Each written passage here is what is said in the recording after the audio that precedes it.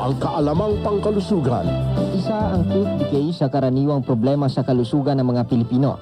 Ayon sa mga eksperto, maiiwasan ito sa pamamagitan ng tamang pangangalaga sa ngipin at bibig. Inirerekomenda ang pagsisipilyo ng ngipin 2 beses kada araw gamit ang fluoride toothpaste. Mahalaga rin ang pagpo-floss araw-araw upang matanggal ang dumi sa pagitan ng ngipin. Ipinapayo rin ang pag-iwas sa matatamis at acidic na pagkain o inumin at ang pag-inom ng sapat na tubig, lalo na kung may fluoride. Makakatulong din ang sugar-free chewing gum na may xylitol at ang regular na dental check-up tuwing 6 na buwan upang maagapan ang mga problema sa ngipin.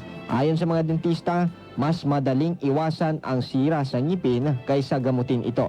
Kaya't ugaliing alagaan ang ngipin upang mapanatili ang malinis at malusog ng ngiti.